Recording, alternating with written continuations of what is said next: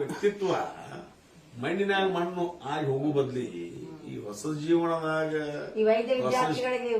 ಹೌದು ಅಲ್ಲ, ಹೊಸ ಜೀವನದಾಗ ಹೊಸ ಪದ್ಧತಿಯಾಗ ಈಗಿನ ಆಹಾರದಾಗ ನಾವು ತಿನ್ನೋದ್ರೊಳಗ ಉಣ್ಣೋದ್ರೊಳಗ ಅಥವಾ ನಮ್ಮ ಶಾರೀರಿಕ ವ್ಯಾಯಾಮ ಇದ್ರೊಳಗೆ ಏನ್ ನನ್ನ ಶರೀರದಾಗ ಏನೈತಿ ಅದು ಮುಂದಿನ ಜಗತ್ತಿಗೆ ಏನಾದ್ರೂ ಒಂದು ಕಂಡು ಬಂದ್ರ ಒಂದು ಮಾನವ ಜೀವನಕ್ಕೆ ಇದು ಕೆಟ್ಟದಪ್ಪ ಅನ್ನೋದು ಒಳ್ಳೇದು ಅನ್ನೋದು ಏನ ಕಂಡು ಬಂದ್ರೆ ನನ್ನ ದೇಹದಿಂದ ಬರಲಿ, ಸಮಾಜಕ್ಕೆ ಕೊನೆಯಾಗಿ ನನ್ನ ದೇಹ ಸಮರ್ಪಣೆ ಆಗಲಿ ಅನ್ನುವಂತ ಭಾವನೆ ಇಟ್ಕೊಂಡು ಅವರು ಈಗ ದೇಹದಾನ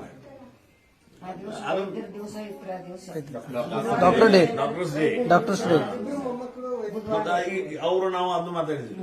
ಏನು ಈ ಕಣ್ಣು ದಾನದ ಬಗ್ಗೆ 2-3 ಮೀಟಿಂಗ್ ಕೊಟ್ಟಿದ್ವಿ.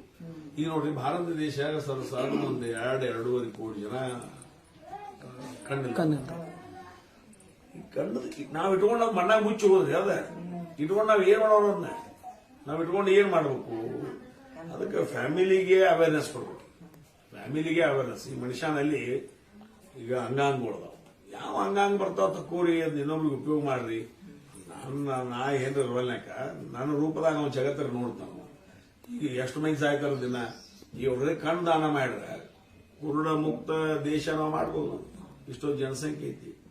ಆದ್ರೆ ಆ ಫ್ಯಾಮಿಲಿಯಲ್ಲಿ ಮತ್ತು ಆ ವ್ಯಕ್ತಿಗಳಿಗೆ ಆ ತಿಳುವಳಿಕೆ ಬರಬಾರ್ದು. ಆ ಮಟ್ಟಕ್ಕೆ ಸರ್ಕಾರ ಅದನ್ನ ಚಿಂತನೆ ಮಾಡಬಾರ್ದು.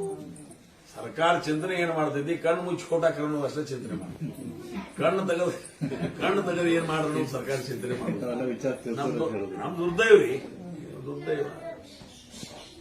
ಬಟ್ ಅಂತ ಸಮಾಜದ ಆಸ್ತಿ ಏನಾಗಿರ್ಬೇಕು.